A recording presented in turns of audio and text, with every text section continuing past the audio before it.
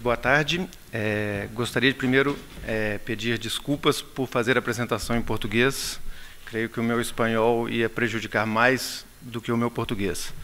Vou tentar fazer a apresentação falando mais devagar, de forma que todos possam compreender, mas se a gente tiver alguma dificuldade, podem me interromper ou pedir para ir um pouquinho mais devagar, não tem problema.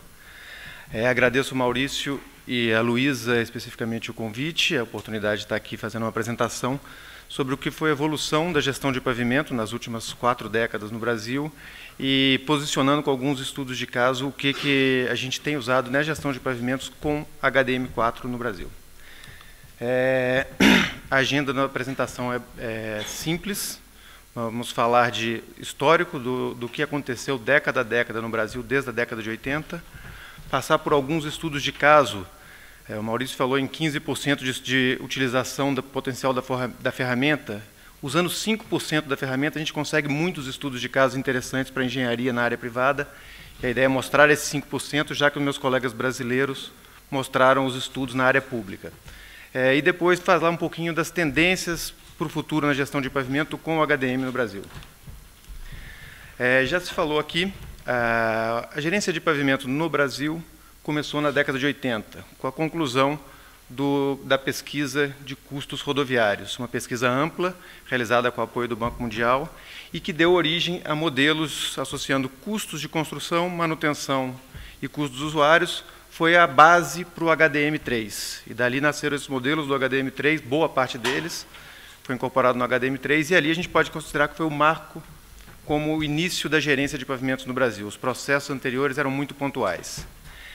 Além disso, na própria década de 80, que é essa década de início da gerência, surgiu uma norma rodoviária, a norma 159, que é uma norma consolidada a partir dos resultados dessa mesma pesquisa que gerou o HDM3. Eles foram consolidados pelo professor César Queiroz, e ele conseguiu montar uma formulação que contemplasse desempenho de pavimento nos projetos de pavimento, fugindo do que se fazia tradicionalmente no Brasil, do que se faz até hoje tradicionalmente, que é comparar deflexões com níveis admissíveis. O projeto clássico sempre foi esse no Brasil, e surgiu aqui uma oportunidade de considerar a gerência já no projeto de pavimento. É um marco importante, embora ainda com pouco uso essa normativa, ela é um marco importante como início do processo de gerência. Desculpe. Bom, na década de 90, a gente passa por um segundo estágio na gerência de pavimentos, com o HDM. A gente começa a implementação dos programas financiados de recuperação de rodovia, programas do Banco Mundial, programa do Banco Interamericano. Esses programas existiam sempre uma vertente de estudos de viabilidade e obrigavam o estudo com o HDM3. Então, os órgãos públicos começaram a fazer esses estudos, começaram a usar o HDM, e tinha sempre uma componente institucional importante de fortalecimento, treinamento, capacitação, montagem de sistemas. Com isso, surgiram os primeiros sistemas de gerência de pavimento. Os primeiros sistemas de gerência do DENIT, data de 92, é um marco importante. Ele tinha o mesmo modelo de processamento de custos, de otimização de investimentos que o HDM3, que era aquele modelo que era parte do software. Para quem usou isso, o software na versão 3 era o EBM, Expenditure Budget Management Model. Ele fazia uma otimização de custos exatamente igual ao do HDM. Nos DRs foram os primeiros programas que foram implantados, cada um com sua particularidade. A Ana Paula falou do sistema do DAER, que começou em 99. Então, eu começo sempre com a vertente da componente institucional. E tem um segundo marco importante, que não aparece tão claro, que é o início do processo de concessão de rodovias. A partir de 97, iniciaram-se os processos de concessão de rodovia no Brasil. E com as concessões de rodovia, veio associada a iniciativa privada ao processo de gerência de pavimentos. Num primeiro momento, essa associação foi feita muito mais por uma questão contratual. Os contratos de concessão exigem que as empresas implementem um sistema de gerência de pavimento. Mesmo que eu não queira ter um sistema, eu tenho que ter para cumprir uma etapa contratual. E, além disso, eu teria que fazer um monitoramento anual dos pavimentos. Então, com a cultura da gerência ou não, o contrato obriga o parceiro privado a fazer a gerência. Então, é um marco importante no final da década de 90, uma época de fortalecimento. A gente evoluiu depois, na década seguinte, a gente tem uma época de experimentos e de evolução de tudo isso. Então, com todos os agentes tendo sistemas de gerência e trabalhando a gerência, começou a haver uma evolução de como fazer a gerência. Por exemplo, os sistemas dos órgãos públicos. O DR de São Paulo, por exemplo, era um sistema de gerência de pavimentos implantado na década anterior, era uma tabela de Excel, dados por segmento homogêneo e algumas macros para se fazer gráficos estatísticos da malha. Não existia nada além disso, esse era o software.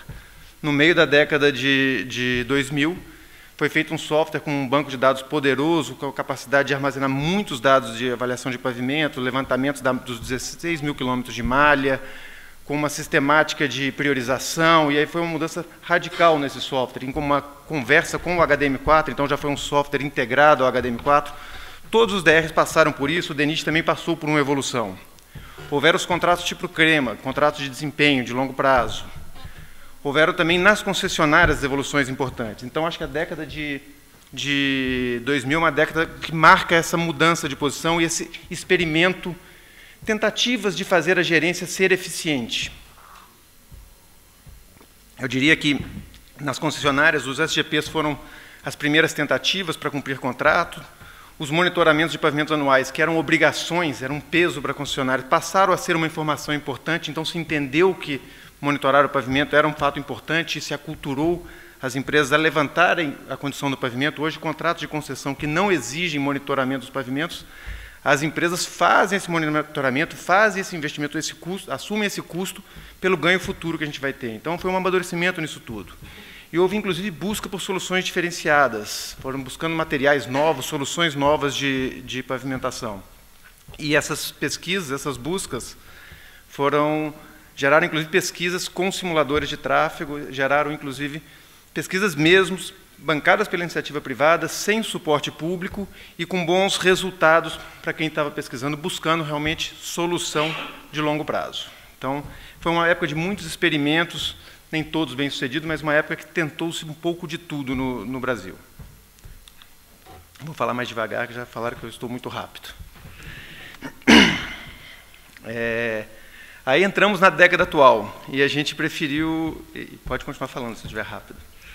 E a gente preferiu separar aqui o que é a experiência pública da experiência privada, porque a gente tem muitos pontos a destacar nesse momento. Então, na parte pública, houveram alguns marcos que a gente está destacando aqui, que são marcos da evolução da gestão de pavimento, marcos dessa evolução com o emprego do HDM4 muito associado à gestão de pavimento, diria, na parte pública, ela é quase que 100% dela feita com interfaces com o HDM4 de uma forma ou de outra, ou embutida nos softwares, ou usando o próprio sistema. Até porque ela nasceu sempre de programas financiados, mas se aculturou o HDM. Marcos importantes. Hoje, no Brasil, você não pode fazer um investimento sem um estudo de viabilidade técnica, econômica e ambiental. E esses estudos são feitos com o HDM4. Hoje em dia, então, os órgãos estão fazendo esses estudos, estão usando o HDM4. No DENIT, isso já é uma cultura. A gente sabe, tem uma Mara aqui que faz os estudos de viabilidade, ele sempre está usando o HDM e é obrigatório esse uso, não se aprova um estudo de viabilidade sem uma ferramenta, e a ferramenta é o HDM. A gente iniciou a cultura do levantamento sistemático da condição da malha, como acontece na área privada.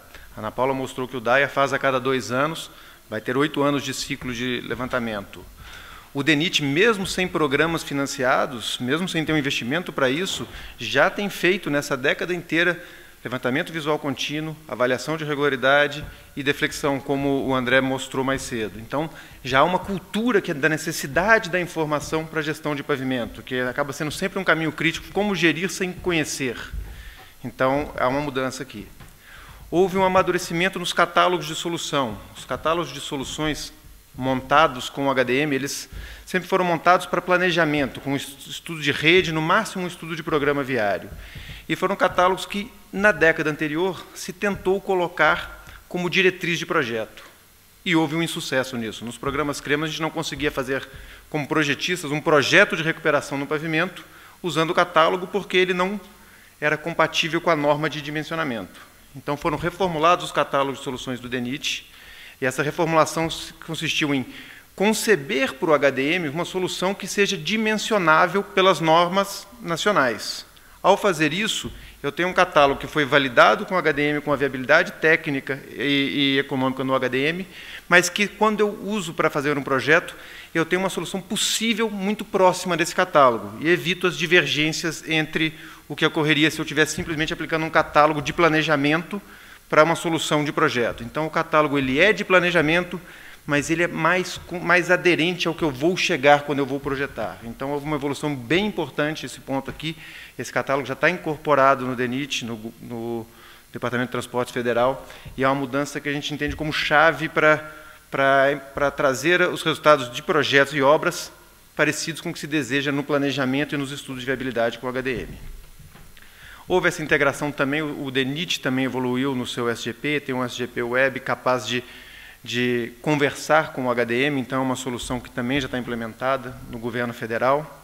E os novos estudos de planejamento de investimentos para futuras concessões, parcerias e formas públicas privadas têm sempre incorporado o HDM como uma solução para esses estudos.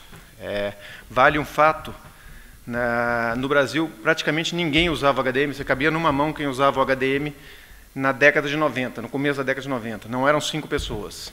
Hoje você discute HDM com muita gente, claro que em níveis diferentes de conhecimento, mas há uma evolução muito clara da importância da ferramenta, isso é muito evidente, cada um no seu estágio de evolução. Há uma mudança de concepção. Outra mudança é que o HDM era uma caixa preta, era um negócio fechado que ninguém passava a informação adiante. Hoje, se eu estou fazendo um projeto com o HDM, eu troco o meu arquivo de objects com o meu cliente, porque há uma necessidade de se conversar mostrando a informação e não escondendo. E o próprio cliente mostra o seu object. Eu faço um estudo de viabilidade para o DENIT, ele me apresenta como ele entende que são os veículos. E tem que me apresentar para os meus resultados serem consistentes com o que ele acredita que seja a calibração básica dele. Então, há uma troca muito maior, uma evolução muito clara no entendimento do HDM hoje em dia, nesse período de amadurecimento. Na área privada, há também uma mudança importante de cenário. Com o amadurecimento, passados 15 anos de contrato de concessão, e começamos uma crise econômica muito forte no Brasil há 3 anos, a gente teve uma nova iniciativa e uma nova necessidade de tentar se otimizar investimentos. Com isso, as concessionárias de rodovia que tinham sistemas de gerência de pavimentos, que funcionavam basicamente como banco de dados e informações para apenas cadastro e cumprir uma obrigação contratual, estão investindo em novos sistemas, estão desenvolvendo novas ferramentas para a gestão de pavimento, para otimizar o seu investimento, mesmo já tendo cumprido a obrigação contratual, porque perceberam que os sistemas que tinham estão obsoletos, já não representam o que eles precisam, e estão precisando de algo que permita planejar a longo prazo. Então, é uma mudança importante. Todos os grandes grupos de concessão de rodovia, e nós estamos falando em termos de 12 mil quilômetros concessionados, readquiriram sistemas de gerência de pavimento nos últimos 2 anos. Todos os grandes grupos, sem exceção, buscando soluções diferentes, mas soluções particulares para os problemas e para a gestão que eles precisam. E boa parte das soluções que eles buscaram ou usam modelos que conversam com o HDM ou usam equações do HDM dentro do modelo. Então, é um fato importante para nós como gestão e como HDM. Outro ponto importante é que, passado um ciclo de 20 anos de concessão, a gente está na fase final de alguns contratos. E as empresas precisam devolver essas concessões, esses trechos, para o governo. E há no contrato cláusula de vida útil na entrega da concessão, na devolução da concessão. E o HDM tem sido a ferramenta utilizada para se comprovar essa vida útil, em grande parte dos casos. E nessa comprovação, boa parte das concessionárias tem feito estudos de calibrações pontuais, para resolver problemas pontuais, de calibração, para mostrar que realmente a curva que eles têm, a partir de uma série histórica de dados consistente, ela é diferente da curva genérica. A gente não representa aqueles climas que a Luísa mostrou, porque às vezes eu tenho uma concessionária que está numa baixada, num ponto, tem um microclima que faz uma influência e eu posso fazer esse estudo aqui de uma forma diferente, já que eu tenho uma condição muito particular. Então, é uma calibração não tão rigorosa estatisticamente, com todos os cuidados que está sendo feita, como a que está sendo feita pelo DENIT, mas uma calibração importante nesse processo de entrega e validação dos resultados. E até retroalimentando o sistema de gerência. E, por fim, e o que eu queria mostrar com um pouquinho mais de cuidado, e aí, dependendo do tempo, eu pulo 1 ou 2 casos, eram alguns casos que a gente tem do uso da ferramenta do HDM4 em estudos de engenharia. Eu entendo que essa é uma mudança de conceito que tem ocorrido no Brasil e que traz o HDM4 para o nosso dia a dia, trazendo o HDM4, saindo daquela aura como uma coisa para um estudo de viabilidade que poucos especialistas sabem fazer, para uma ferramenta que a gente pode fazer estudo, que vai me ajudar a tomar uma decisão. A gente desmistifica a ferramenta, permite que se amplie o uso dela e que possa ser usada nas diversas esferas, com os diversos objetivos. Então, a gente tem alguns estudos de casos que foram feitos nos últimos anos, são todos casos reais. Nós não estamos colocando exatamente de quem é o caso, mas são todos casos reais feitos nos últimos 5 anos, no máximo, para mostrar potenciais de uso do HDM como ferramenta de engenharia, o que tem ocorrido no Brasil. Dos estudos, nós temos um estudo que o HDM ajudou a gente a adaptar as especificações de controle de qualidade, a convencer os diretores de uma concessão de rodovia a mudar a forma de controlar a qualidade de uma obra, de uma manutenção, para ganhar no longo prazo, com uma mudança simples no processo. Então, é uma ferramenta importante para a gente ter controle de qualidade e melhor desempenho. Fizemos estudos de alternativas quando a gente teve problemas numa obra que não atendeu os requisitos de controle de qualidade e buscou-se estudar uma alternativa, usou o HDM para mostrar os resultados no longo prazo, simular os benefícios no longo prazo. Foi feito um estudo com o HDM também para estudar novas soluções de pavimentação que têm surgido como alternativa para o mercado, para ajudar a impulsionar um estudo piloto e um projeto piloto de uma nova solução como um novo ciclo de alternativas de manutenção. E foram feitos estudos de impacto das alterações de planos de investimentos num plano de negócio de uma concessionária. Então, são exemplos que ocorrem no dia a dia, ocorrem todo dia, a gente não percebe que eles estão ocorrendo e o HDM acaba sendo uma ferramenta importante aí para análise. Bom, o primeiro estudo, eu não me adaptei, foi com essa certa. O primeiro estudo, basicamente, a gente tem no Brasil a método de projeto está associando sempre deflexões, o comportamento de deflexão do pavimento com o limite admissível. E o controle de qualidade das obras tem focado muito em controle de materiais, em controle da deflexão camada a camada. Não há uma preocupação muito grande no controle dos demais parâmetros. Em geral, quando ele é avaliado uma irregularidade, por exemplo, ela é avaliada só quando a obra já está concluída, e aí já não tem muito nem como voltar para ir corrigindo essa obra, porque você já tem um trecho muito longo, não há um prazo para inaugurar, e você acaba tendo problemas. Além disso, as normas brasileiras falam que para se receber uma obra, a gente deveria ter um IRI de 2,7, que é um valor muito elevado. Tão elevado que os contratos de concessão vigentes falam no limite entre 2,5 e 2,7 como gatilho para uma nova intervenção. Então, eu não posso receber em 2,7 se eu vou ter que intervir com 2,7. Então, há uma necessidade de se adaptar a isso.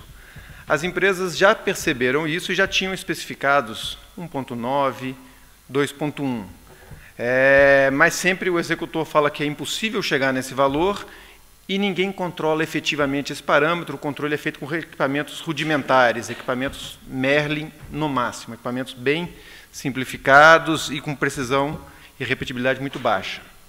O que a gente fez foi um estudo para mostrar o que é eficiente controlar a deflexão ou controlar o IRI num pavimento novo. E levamos para a diretoria de um grupo de concessões. Eu vou pular o detalhamento do estudo para a gente não perder muito tempo.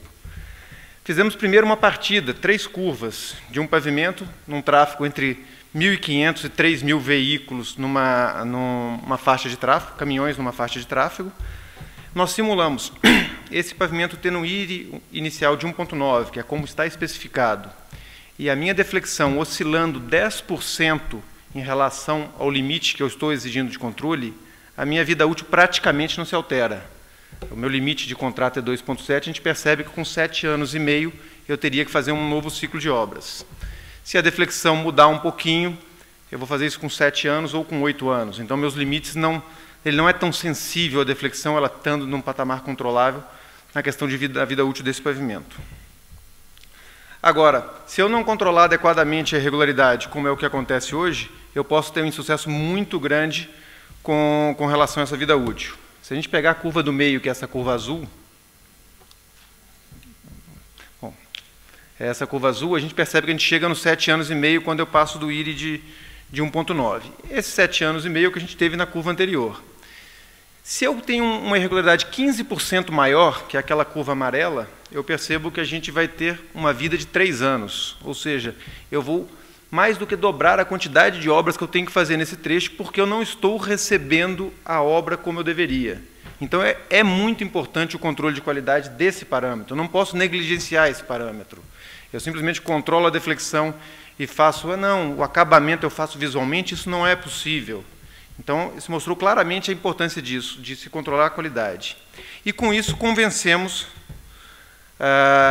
o grupo de concessão, um grupo grande, a trocar o controle de qualidade que ele fazia com o Merlin, o controle com aquele equipamento rudimentar que está ali, que é uma bicicleta, um equipamento manual, que é útil para uma ordem de grandeza da irregularidade, mas para um dado preciso ele não é tão confiável. A gente trocou o Merlin por um perfilômetro laser e deixamos o perfilômetro laser, que é um equipamento de alta produção, todos os dias na obra. Ele todo dia avalia os panos que são executados e me dá a resposta de como está a irregularidade desse pavimento. E os resultados foram muito animadores.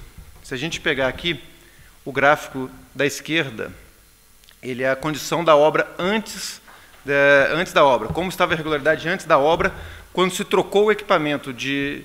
Começamos a ter esse gráfico desde o dia que trocamos o equipamento Merlin pelo perfilômetro laser. Os valores de irregularidade antes da obra eram na casa de 2,5 a 3,5 metros por quilômetro. E o que a gente percebeu é que depois da obra os valores não estavam abaixando muito. Mas à medida que dia a dia eu estava controlando esse parâmetro e não recebendo e não aceitando a obra, esse valor, após menos de um mês, passou a chegar no valor de 1,9, que é o especificado em projeto. Então, somente estar acompanhando com o equipamento adequado e com a medição adequada e sendo penalizado, não sendo paga os serviços que não estão em conformidade, a gente teve um ganho de qualidade muito grande e esse ganho vai se refletir na vida útil desse pavimento. Acaba que o HDM permitiu a gente ver esse ganho que está aqui em gráfico Blockspot, essa redução estatística dos resultados. Então, entendemos que o HDM serviu como uma ferramenta para apoiar essa decisão de mudar o sistema de controle de qualidade. Os ganhos e os benefícios na obra foram obtidos sem se trocar o equipamento da construtora, sem se trocar a equipe de obra da construtora, simplesmente se trocou o equipamento que faz a avaliação de irregularidade. E com essa troca a gente conseguiu identificar o real valor da irregularidade e conseguiu um ganho importante, um ganho de longo prazo bem importante. Fizemos outros estudos para esse mesmo grupo. Havia um trecho que eles executaram uma obra e quando acabou essa obra, estava sendo inaugurada, se descobriu que havia um problema de compactação e que a mistura asfáltica não havia sido compactada. Existia uma dificuldade, eu não posso voltar removendo esse material e fazendo de novo, o trecho é grande, eu tenho uma data final muito próxima para a inauguração. Vamos buscar uma alternativa para a gente fazer isso, ou pelo menos para eu fazer uma multa para o construtor que me permita ter um saldo financeiro para executar uma alternativa, até porque eu não quero fazer a solução de fresagem e recomposição pelos custos associados são muito grandes. Então, eu quero buscar uma alternativa para não penalizar tanto quem executou, mas para não ser prejudicado no longo prazo. Então, pegamos aqui e simulamos no HDM esse cenário com uma técnica de preservação de pavimento. Vale a pena fazer a preservação do pavimento? Vale buscar uma solução de SAN nesse trecho? Qual seria o resultado? E esse trecho havia um outro problema que ele não foi mobilizado na hora de fazer o estudo, mas que era um problema crítico, que é a questão da condição estrutural. O pavimento tinha trechos com uma boa condição estrutural, uma deflexão de 30, e trechos com uma deflexão de 50, uma condição estrutural não tão boa para esse nível de tráfego. Simulamos no HDM, temos dois conjuntos de curvas aqui. O primeiro conjunto, esse mais à direita, a curva amarela é o desempenho previsto daquele pavimento em termos de irregularidade. A curva azul deslocada é o que eu vou ter perda de prejuízo na evolução da irregularidade longitudinal em função da falta de compactação. Então, é um prejuízo de 1 ano e meio na obra. Se eu fizer uma solução hoje, imediata, de preservação desse pavimento, eu selo esse pavimento, evito que a água entre nele e ajudo que ele tenha uma sobrevida muito parecida com a de projeto. Ele não vai ser igual, ele tem outros potenciais de danos, mas em termos de regularidade, que é o principal parâmetro que o governo controla a concessionária, eu consigo preservar os valores. Já quando eu tenho uma deflexão de 50, que é o conjunto de curvas à esquerda, os resultados são parecidos, mas o que a gente está mostrando é que não é um desempenho satisfatório para o que se deseja nessa obra. É uma obra que era feita para durar mais tempo. Então, você tem um outro problema a ser tratado, que é a questão estrutural. E a questão da preservação não é tão importante quanto a questão estrutural, porque a gente deveria trazer essas curvas de lá próximas às curvas do lado de cá. Então, eu tenho um problema muito maior onde eu tenho esse problema de deflexão. Fizemos a mesma simulação para o grau de trincamento, os resultados são muito similares, tem uma curva amarela do que seria previsto, uma vida de 7 anos para 8, uma perda de 1 ano e meio de vida útil por conta desse processo da falta de compactação completa da mistura, e uma solução de preservação que poderia ajudar nesse desempenho. Também o mesmo tipo de resultado em termos de número estrutural, em termos de condição estrutural, e aí a gente percebe que você tem um pavimento com problema de compactação, no final da vida útil você vai ter um déficit muito maior a recuperar, ou seja, a sua próxima obra vai ser mais cara. Não é só a questão de como recuperar o pavimento hoje, mas a sua recuperação no futuro é um investimento maior que tem que ser pensado. No fim, o HDM se viu como uma ferramenta para ajudar os gestores e diretores dessa empresa a decidirem o que fazer, a poderem discutir com o contratante e ter uma solução para esse problema. Então, é uma ferramenta que ela apoia a tomada de decisão com a visão de longo prazo e não só com a visão micro de projeto. Eu acho que ele tem sido usado com esse tipo de sucesso. Temos um terceiro caso, aqui mobilizado não por um grupo de concessão de rodovia, mas por um grupo que tinha interesse na venda de uma solução diferenciada de pavimentação, uma solução de SMA, fazer um SMA, uma solução asfáltica diferenciada descontínua, mas era um SMA diferente do que já vinha sendo feito no Brasil, do que já foi feito no Brasil, que é um SMA com uma espessura menor. O objetivo era conseguir reduzir a espessura desse SMA para ele ser competitivo em termos de custos iniciais e ter um melhor desempenho no longo prazo. Ela se encaixava no contexto atual, porque no estado de São Paulo, que é a principal economia do país, as concessões são concessões antigas, que já se conhece bem as curvas de desempenho, são 20 anos de concessão já nesse estado. As estruturas de pavimento, em geral, são muito estáveis, a gente não tem problemas estruturais, os problemas são sempre funcionais, e o tráfego é muito elevado. Lá, a tradição é fazer recuperação de pavimento com micro revestimento asfáltico a frio ou com camadas delgadas de gap grade com 2,5 cm, 3 cm. É o que as concessionárias fazem hoje em dia, buscando elevar pouco o grade, minimizar investimento em acostamento e sempre usando asfaltos modificados para ter uma durabilidade maior. E essa durabilidade, o contrato de concessão prevê obras em prazos pré-determinados. E esses prazos giram em torno de 5 anos. Variam contrato a contrato, mas a média são 5, 6 anos entre obras. Então, essa solução de micro-revestimento e do gap tem se mostrado eficiente para essa durabilidade. E não adianta mudar a solução para durar mais, porque eu tenho que fazer uma obra depois de 5 anos, obrigatoriamente. Então, a gente já fez... acabou que isso já está meio que calibrado pelas concessionárias, essa política. Só que é uma nova exigência. Tem novos contratos de concessão começando em São Paulo. E nesses novos contratos tem 2 variáveis sendo incorporadas. A vida útil tem que ser 10 anos. Eu não quero mais obras a cada 5 anos, eu quero que dure 10 anos. Eu não posso fazer uma obra no meio do caminho. O que muda radicalmente o conceito. E eu quero que as minhas obras gerem pavimentos com menos ruidosos. Eu quero soluções que reduzam ruídos. E o micro-revestimento é uma solução que gera muito ruído. Então, acaba que nós temos que mudar a técnica aqui e a gente começou a estudar essa questão do SMA. Já havia alguns estudos teóricos de SMA feito no Brasil, mas nunca se conseguiu mostrar a eficiência desse SMA para viabilizar um experimento. Fizemos algumas simulações, o objetivo era fazer esse comparativo, vamos tirar o micro e colocar o SMA e vamos comparar o que acontece se eu fizer essa troca. Bom, as simulações envolveram dados de tráfego, que a gente está mostrando, de 2.000 a 8.000 veículos por dia, envolveram deflexões, pavimentos com estruturas em 3 cenários diferentes e uma condição típica do estado de São Paulo, que são poucos defeitos de pavimento e a irregularidade sendo consertada com soluções de fresagens parciais, que é o que a gente já tem feito nas concessionárias. As curvas que a gente obteve são apresentadas aqui. A curva azul é a curva do pavimento sem preservação. A curva vermelha é uma curva que mostra o micro e que ele, com 5 anos, ele atinge o fim de vida útil, que é o meu limite de IRIS de 2,7. E a minha simulação com um SMA de 1,5 cm, um SMA ultradelgado, levaria a uma vida de 10 anos, que é o que a gente deseja. Então, mostra que, em teoria, essa solução poderia funcionar. Claro que ela tem que ser experimentada e ajustada, mas mostra um potencial. À medida que eu aumento o tráfego, eu saio da primeira curva para a segunda, as tendências... Deixa eu voltar aqui. As tendências são as mesmas. A gente percebe uma migração da posição da curva do micro-revestimento e do SMA. Eu saí do tráfego de 2.000 veículos para 5.000 veículos, comerciais bidirecional. Mas o tráfego acaba mostrando que eu não vou conseguir, num tráfego maior, ter os 10 anos. Eu vou conseguir ter 8 anos de vida, mas é uma vida ainda bastante satisfatória e muito melhor do que a que a gente tem com o micro-revestimento. Fizemos aí gráficos até 8.000 veículos, e o que a gente percebe, as 3 curvas de baixo são as curvas do SMA, a gente percebe ele muito adequado até o tráfego de 5.000 veículos comerciais por dia, e ele deixa de ser tão adequado quando eu passo... Na verdade, ele é muito adequado com 2.000. Com 5.000 ele já está um pouquinho no limite, e ele passa e fica inadequado com 8.000 veículos.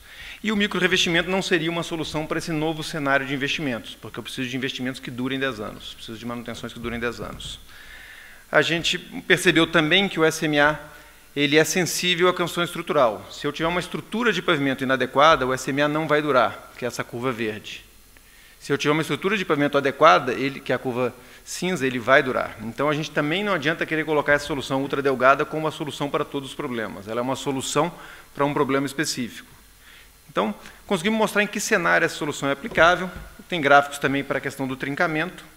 E aí o resultado é bem mais notório no trincamento que na irregularidade. A gente percebe o micro-revestimento, ele dura os 5 anos, mas você tem que ter uma taxa de manutenção muito elevada continuamente, que é o que acontece hoje nas concessões que estão em operação no Brasil, no estado de São Paulo especificamente. Eles acabam que a gente faz micro-revestimentos como obras, mas tem uma taxa de manutenção muito elevada para corrigir problemas de trincamento. E a solução do SMA parece que pode trazer um desempenho bem melhor e uma redução nessa taxa de conservação. Então, acabou o HDM sendo uma ferramenta importante para esse estudo teórico do SMA, e em função desse tipo de estudo, depois de 2, 3 anos trabalhando para se viabilizar um trecho experimental, foi viabilizado o primeiro trecho experimental, já está sendo viabilizado o segundo trecho experimental, que vão ser feitos acompanhamentos desses trechos para verificar se efetivamente as curvas que nós temos obtidas no HDM são consistentes com o que a gente vai obter. A gente não tem esse histórico, mas a gente permite ter uma diretriz de que há como se esperar bons resultados dessa nova solução. Então, se ela for execuível, se a execução conseguir entregar um padrão que a gente espera ter esse resultado, e vamos acompanhar esse processo inteiro e publicar os resultados à medida que a gente for tendo. Como exemplo, o micro-revestimento não era empregado no Brasil, e foi depois de 2 anos aí trabalhando no início das concessões que ele virou a solução para todos os problemas brasileiros. Pode ser que tenhamos uma nova solução para todos os problemas, a gente está trabalhando e estudando isso. Então, é um potencial da ferramenta. Por último, a gente tem um outro problema que acaba sendo importante, que a gente também já estudou com o HDM, que é a questão das alterações nos planos de investimento dos contratos de concessão. Alguns contratos, como os de São Paulo, como os do Paraná, eles têm prazos fixos de obras. Então, ele tem um prazo fixo, uma data determinada para se executar uma obra ou um investimento de duplicação. E, às vezes, por questões políticas, por questões técnicas, por questões econômicas, essa obra não pode ser feita na data prevista, isso gera um desequilíbrio no contrato, é feito um reequilíbrio econômico-financeiro, mas é preciso que isso seja feito acompanhado de estudos de engenharia para ver os impactos dessas mudanças. Um exemplo é a questão do que aconteceu no Paraná. No Paraná, no início da concessão, o governo baixou o valor dos pedágios. Com isso, se desequilibrou o programa de investimentos e foram adiadas as obras de duplicação. Como foram adiadas as obras de duplicação, os custos de manutenção mudam. Eu não preciso dar manutenção num trecho de pista dupla, eu tenho que dar manutenção num trecho de pista simples. Com isso, há de se entender que tudo bem, eu tenho que reduzir também esse custo de manutenção que estava previsto, já que eu não tenho uma pista dupla. Só que essa redução não é direta. O pensamento corrente é que, já que eu não tenho 2 pistas, tenho uma só, eu vou gastar a metade do valor nessa manutenção. Mas, na prática, existem mudanças de contextos. Eu ia duplicar uma rodovia, o meu tráfego vai se dispersar entre as faixas de rolamento. Eu vou ter uma concentração menor de tráfego. Além de tudo, numa duplicação, o meu pavimento novo é diferente do pavimento velho. Eu consigo executá-lo com uma melhor qualidade, com uma estrutura de pavimento melhor e com um padrão de acabamento final de regularidade melhor do que uma pista que está em operação. Com isso, eu tenho uma previsão de que ele tem um desempenho diferente entre um lado e outro da pista nova. Usamos, então, o HDM para fazer essa simulação do que seria esse impacto, o que é de se esperar num problema desse tipo. E o que a gente tem aqui, nesse caso do Paraná, as concessionárias são contratadas para obras a cada 8 anos. Elas têm que fazer uma obra a cada 8 anos e têm que atender, ao longo dos 8 anos, uma irregularidade abaixo de 2,5%, trincamento menor que 20%, gretas abaixo de 20% e gretas abertas eu não posso ter nunca. E aí nós comparamos os dois cenários, restaurar, recuperar a pista e duplicar e recuperar a pista. O que seria o impacto disso? Essas são as premissas de partida de condição estrutural e funcional. O que a gente chegou como resultado, eu vou pular os gráficos, foi que ao final de 8 anos eu tenho uma condição muito diferente numa rodovia que eu mantive a pista simples e o tráfego concentrado em relação a uma rodovia duplicada. O que a gente percebe, esse TR são as gretas. A segunda coluna, eu tenho primeiro a irregularidade, a gente percebe valores muito diferentes. Na segunda coluna, já está destacado em vermelho, eu tenho TR em porcentagem. Isso são gretas, percentagem de gretas. A gente percebe que os dois primeiros casos é quanto era se esperado de gretas ao final de 8 anos. A gente tem 6% a 10%. E se eu não duplicar a pista, eu vou acabar tendo 34% de agretamento. É uma condição completamente diferente, envolve mais custos de manutenção, mais custos de conservação. O mesmo vale para as gretas abertas, vale para a deflexão. A gente tem uma condição diferente ao final dos 8 anos.